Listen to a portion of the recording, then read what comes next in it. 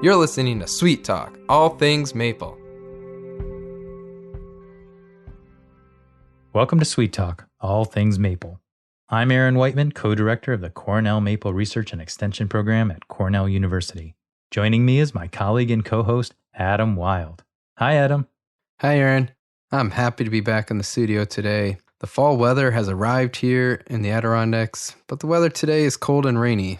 I love autumn here in the mountains, but it is nice to be dry and comfortable instead of cold and wet out in the woods. Yeah, we're starting to see signs of autumn in central New York, too. The nights have been cooler, and the leaves are starting to change color.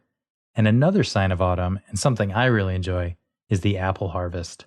The orchards and cideries in this area have opened, and there's just something magical about the apple harvest that reminds me of maple season. I agree. Apple harvest is a lot like the sugaring season because it brings people out to spend time together and celebrate local agriculture. Another thing that is similar is the way cider makers have worked to develop value-added products to expand their markets, just like sugar makers do. That's so true, Adam. There are a lot of parallels between apples and maple in the Northeast. There's even some direct crossover with cider makers using maple in their products. Yeah, and that crossover works the other way too. I've heard of maple producers using their sugar house to produce apple syrup, which really expands the possibilities of what sugar makers can do in the off-season. Oh, that's a great point. And that's why for today's episode, I sat down with an innovative cider maker in the Finger Lakes region to gain insights into his work with maple and value-added product development.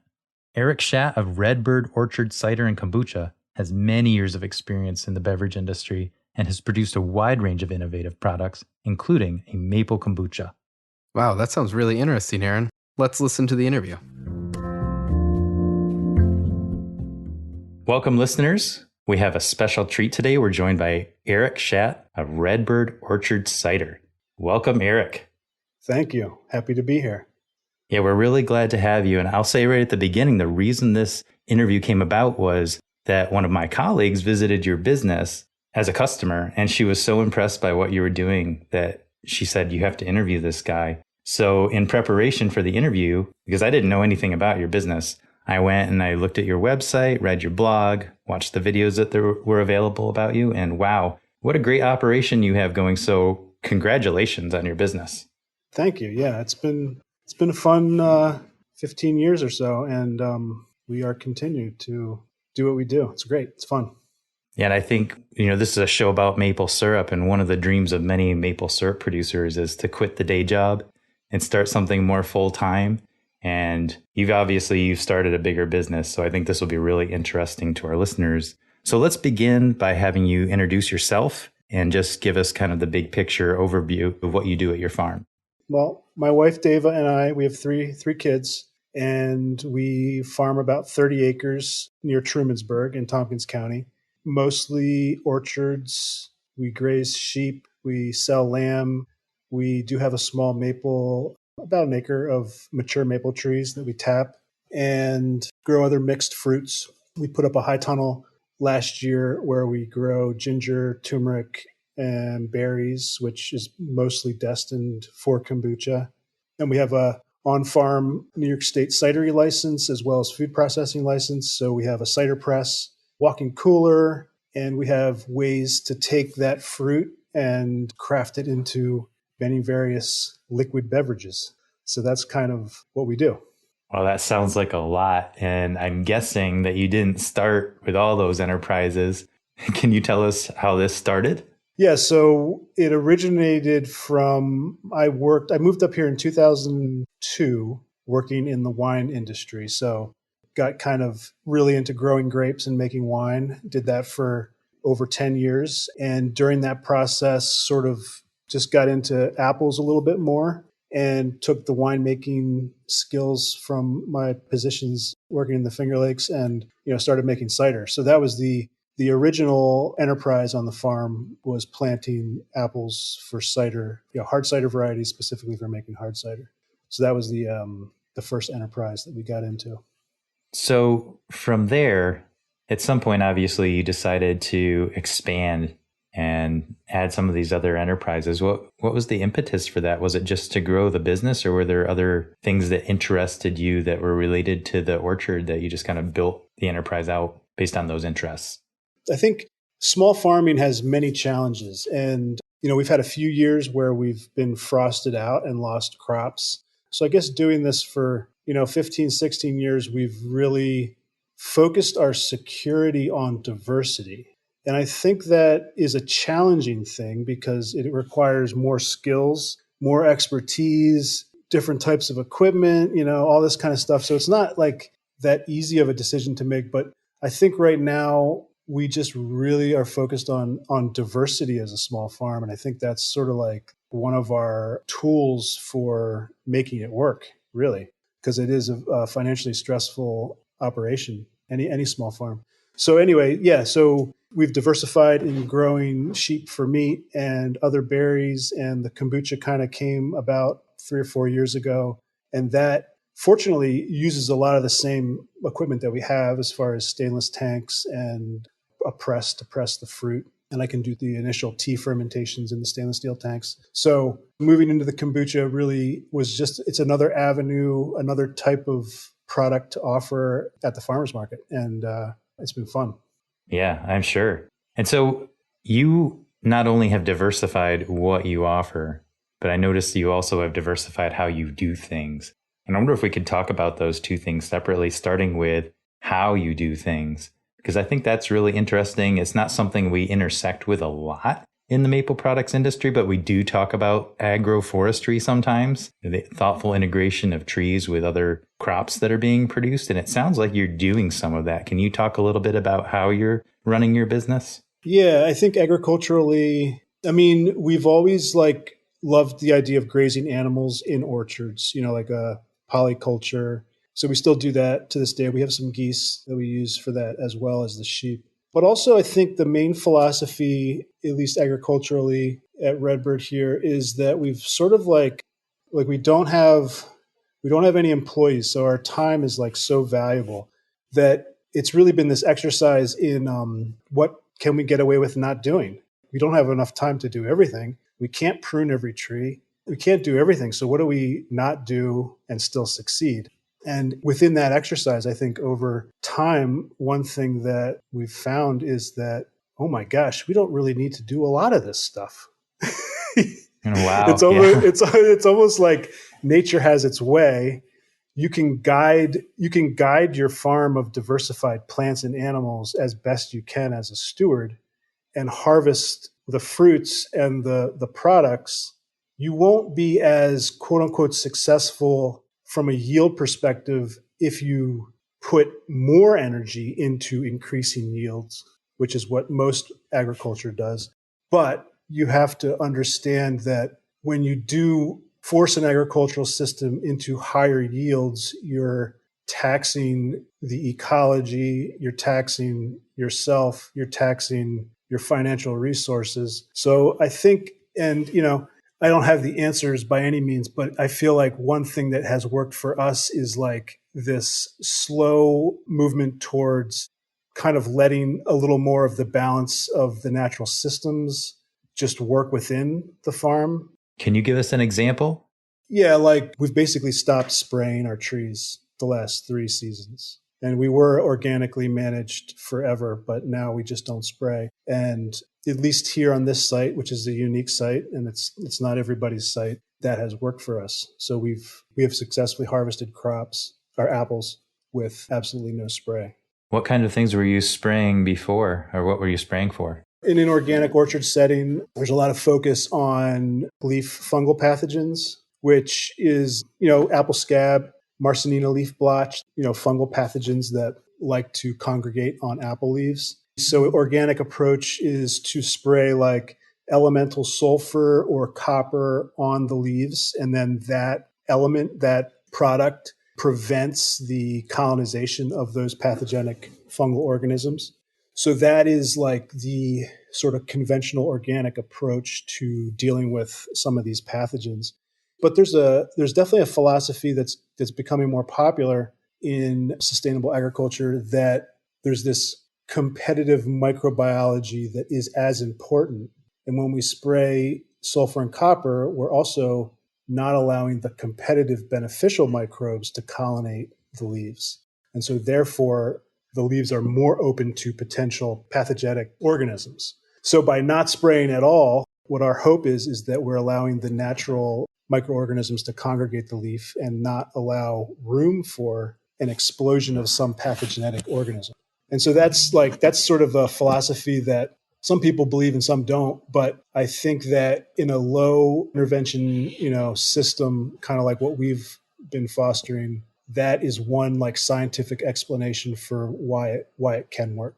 It sounds like that probably saved a lot of money and a lot of time. I can imagine that spraying an orchard is very time consuming. Yeah, it is. It is very time consuming and uses a lot of resources.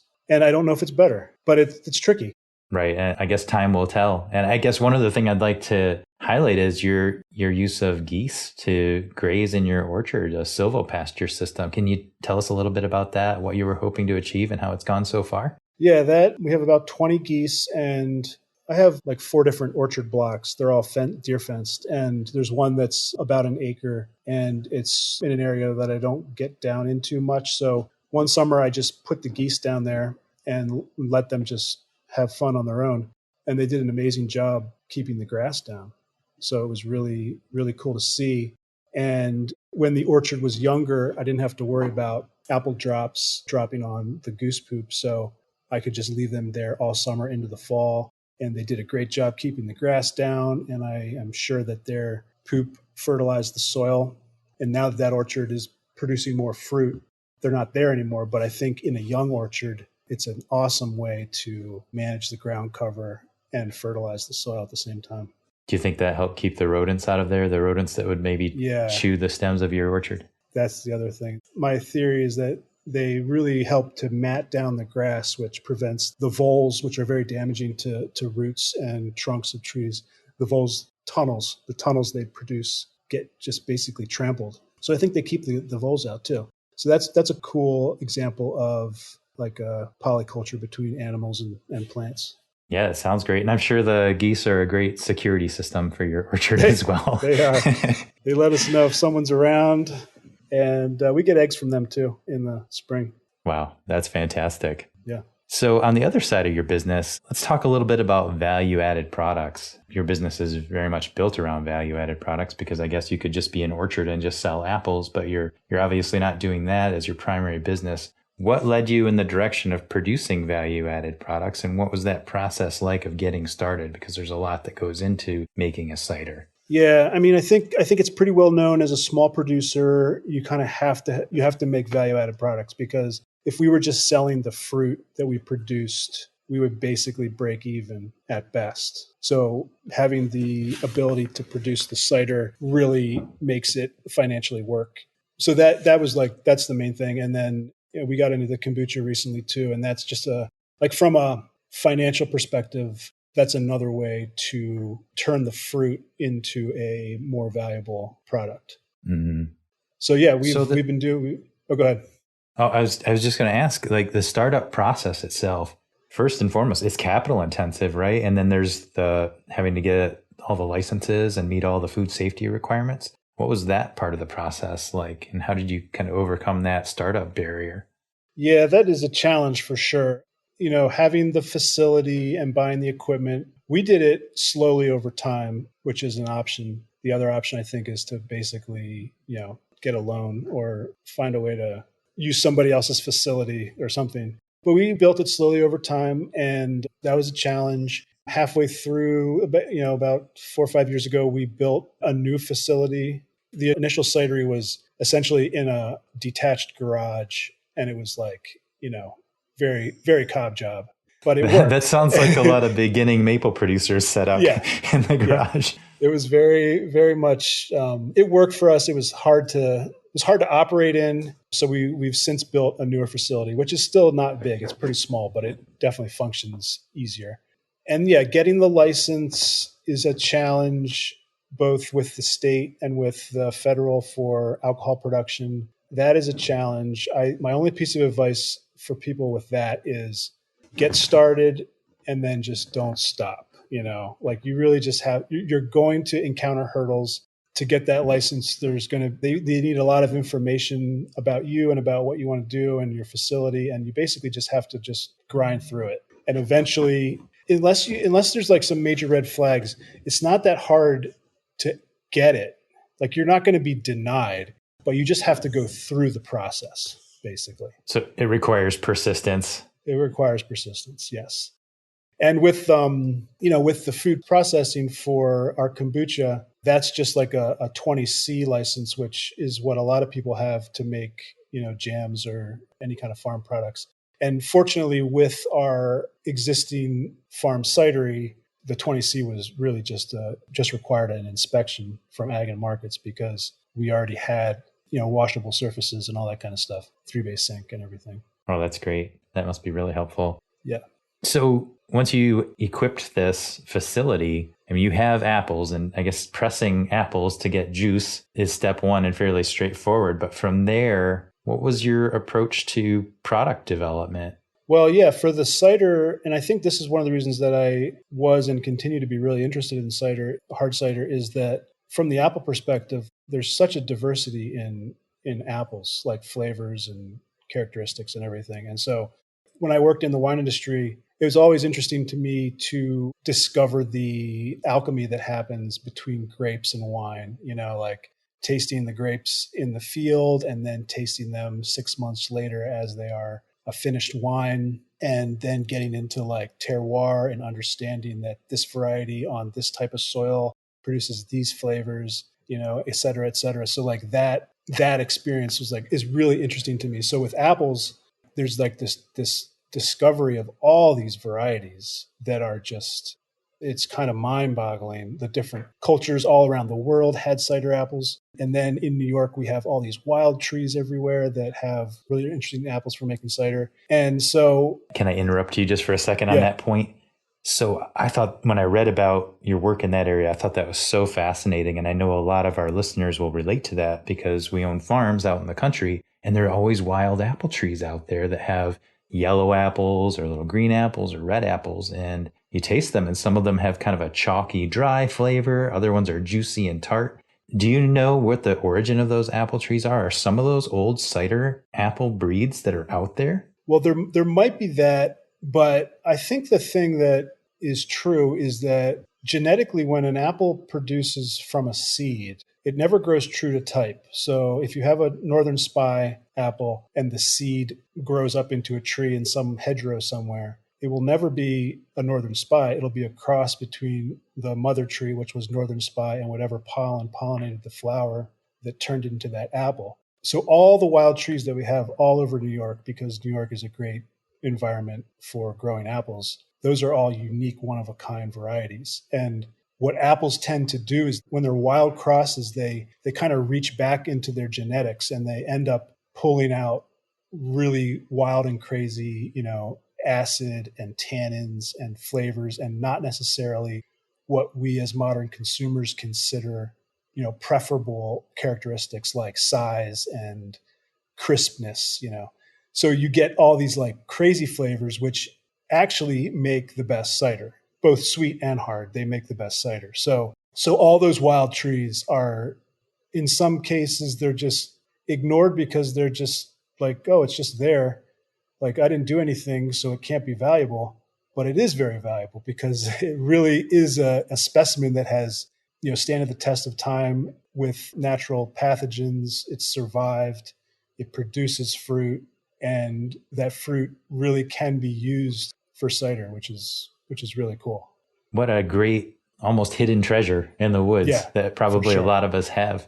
So you took those apples and the ones that you grew, and you started just playing with flavors. Is that how the cider development process works? Yep. All these like cider apples from, cultures all over the world that we have the genetics for here, or the grafting wood here. We've grafted those, and I've propagated a lot of wild trees into the orchard. So we essentially have a collection. Our 4 acres of orchard is a collection of over 150 different varieties. And to make cider out of that is really fun because there's just so much diversity in the flavor. It's really cool. Do you do small test batches, or do you just try the juices and then go for it with a big batch?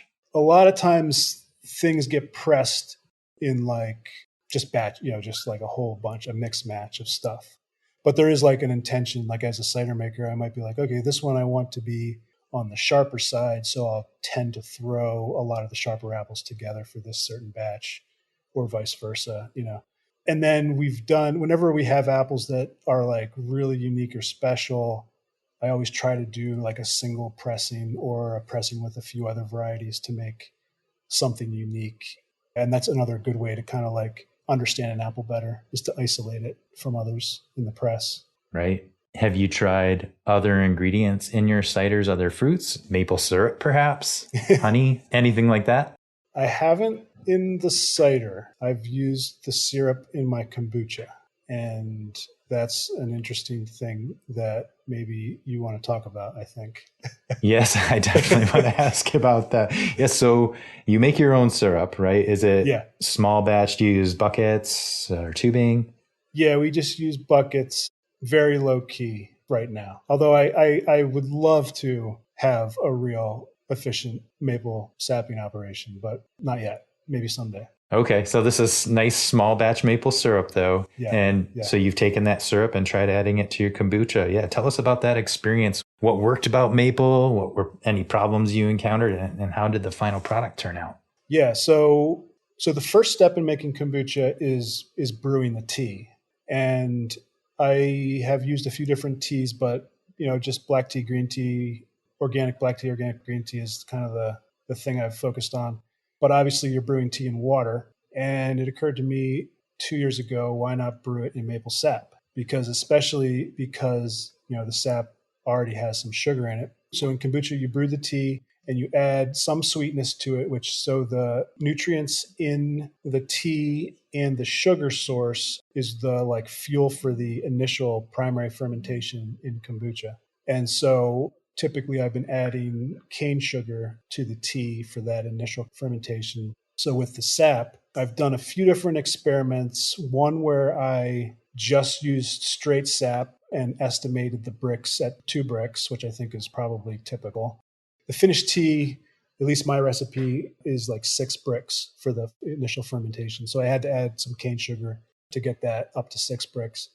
And then I would brew the tea and make the kombucha. And, for me at least, it's like really exciting that all the liquid in the kombucha originated from the maple tree. I mean, that is like really, that excites me. That's like really cool. And so I guess as I've aged, I've come to realize that, some people don't get as excited about some of the things I get excited about. But they should, though. but to me, that really, really excites me. So that was the initial thing. And then I did another batch where I evaporated the sap to 6 bricks, which I discovered takes a long time to get that initial, because you're basically like, you have to lose half the volume, right? Even more to get. And you were just boiling it like on a flat pan or something? Yeah. Okay. So that's kind of, I think, the ideal is to do it that way. I did it both ways. So I brewed the tea basically with sap, one with cane sugar and one with just straight sap that was evaporated, and brewed the kombucha, which the kombucha fermentation is the SCOBY stands for symbiotic colony of bacteria and yeast. So the yeast in the SCOBY ferments the sugar to alcohol, and the bacteria in the SCOBY ferments the alcohol to acetic acid, which gives the kombucha its tang. And the ideal situation is that the alcohol is consumed to under 0.5%, so then it's a non-alcoholic beverage. So with the maple sap kombucha that I made, when I sent it up to Geneva for alcohol testing, it came back at above that, and that was disappointing. So I initially was like, it's a failure. It was like 2% alcohol or something. But then I thought, well, fortunately for me, I have the license to produce alcohol. So I just labeled it and sold it as a alcoholic kombucha. Okay. Where again, still the liquid was 100% from the maple tree. So still really cool. It was tangy. I should mention too that to finish kombucha, usually you add some sort of juice or sweetness to like balance the tanginess or the vinegary taste. So typically it's fruit juice, but in the case with the maple kombucha, I added some maple syrup, some finished syrup to it. So wonderful. So the sweetness of the kombucha was from the syrup, and the liquid was all from the maple tree. And it was this really cool beverage that was around 2% alcohol and a little bit tangy, a little bit mapley. And people loved it. And we sold it at the Ithaca Farmers Market as an alcoholic beverage. Wow. As a hard kombucha, basically. So that was my first kind of round with that. And I'm kind of interested in, developing that more. A couple of things that I've thought of, and this is maybe obvious to maple producers, but to start with like reverse osmosis sap rather than boiling at all. It is easier to concentrate it that way. You just turn on the switch. Although I have to say there's something kind of intriguing about the idea of that nice steamy sap slowly evaporating and then adding it to the kombucha. But in terms of flavor characteristics, maybe it doesn't make that big of a difference. Yeah, it's an interesting thing. I mean, the other thing is like, as you've seen, like people sell just like sparkling maple sap, or maple sap soda. Like, I wonder if maybe a different way to think about maple sap kombucha is not even adding the syrup at the end, but just having it be like really light, just like a really light beverage that comes from the maple tree. Yeah, I think that would reflect the difference between maple syrup and maple sap, both of which are perfectly great products in their own right. Yeah. Do you have any thoughts of combining maple with apples to get the full terroir of your site with your own maple trees with their sap and some of your apple trees with their juices, combining them in a kombucha or to make an apple maple syrup or anything like that? Have you thought along those lines? I mean, that would be really cool. I mean, again, I feel like, especially with kombucha, the possibilities are endless. You can use different teas. You can, use herbal tea. You can use regular tea. You can use different fruits. There's so many different things you can do. But yeah, that would be great. An apple maple kombucha, I'm sure would be fantastic. 2 great products from New York State. That'd be awesome. Yeah. So I guess in closing here, I'm wondering if there's anything I didn't ask you that you wish I asked you that would be maybe a valuable lesson for someone that's embarking on an endeavor like yours to create a diversified farm business. Is there any advice or anything like that you can offer? Yeah, I think kind of what I said about getting the license. The most important thing is that you love doing it and you're passionate about it. And I think if you have that passion, then try not to let the regulations stop you too much, and they are tedious. Yeah. So I think that's the key, is to just sort of kind of put your nose to the grindstone, get that stuff figured out. And also, I mean, I do think that being creative with farm products is really important.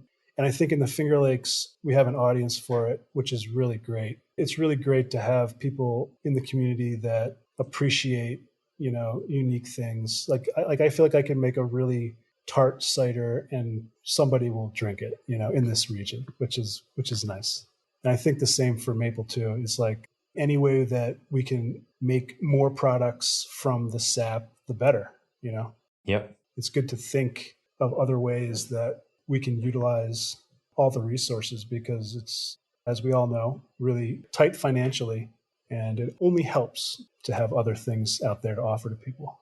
Well, I think that's great that you add that element of creativity. I think a lot of us that work in agriculture understand that persistence and hard work are part of the equation, but sometimes we forget to think about being creative with our products. So I think that's really great advice. Yeah, thank you.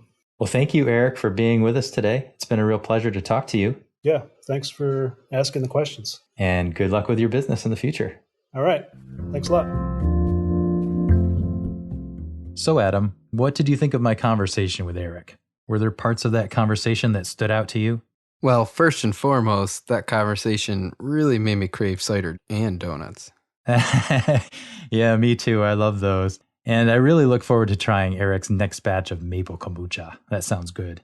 Yeah, that one sounded pretty good too. What I found most interesting, though, from a maple perspective, was that, Eric developing these original products that help Redbyrd stand out in a relatively competitive marketplace. Yeah, I think that's relevant for maple too now. With so many maple producers putting syrup on the market, it's important to create original products that draw consumer attention. And part of that, I think, is that he leans into the seasonal appeal of the product. And maple has a lot of seasonal appeal. And there are other products that have seasonal appeal that maple can be combined with. It doesn't have to be just limited to the spring. So there's a lot of marketing power around seasonal marketing in the fall too. Yeah, I would agree. And there's companies I know that over the years have actually marketed the fall as being maple season, whether you're using real maple or artificial maple, but things like coffee shops and things that have promoted, fall is maple season. I remember seeing a commercial for that once when it's like, well, is it really? But we might as well embrace that because people think. And I know when I talk to a lot of consumers and ask them when's the maple season when they're here for tours, a lot of people will say the fall. They think fall, they think they'll leave. So definitely we can lean into that as an industry. And I think another point that was interesting to kind of take from this is that there are food and beverage sectors that are actually interested in using maple. So that's a huge opportunity for maple producers to potentially tap into. And I think sometimes we think of that as more of a large-scale producer opportunity, but it's really an opportunity for producers at all scales. Like in this interview, this individual is tapping not a large number of trees, but it's enough to make these high-value, artisanal, small batch products. So it's an opportunity that's open to everyone at all scales of production. Yeah, I would definitely agree, Aaron. This has been a really interesting topic to explore, and thanks for inviting Eric to be on the show. Yeah, it was my pleasure to talk to him. And if I can tease our next episode, I will be interviewing you to learn about your research into do-it-yourself sap refrigeration technology.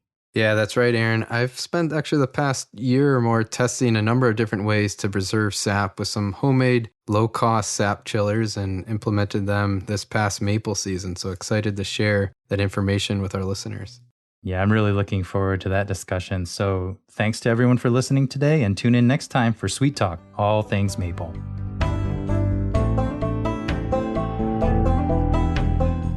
Thank you for joining us for Sweet Talk, all things maple with Aaron and Adam. Sweet Talk is produced by the Cornell Maple Program and is made possible with funding from the New York State Maple Producers Association and the USDA Agricultural Marketing Service. All music is obtained from Blue Dot Sessions. For more information on all things maple, visit cornellmaple.com. Have a sweet day.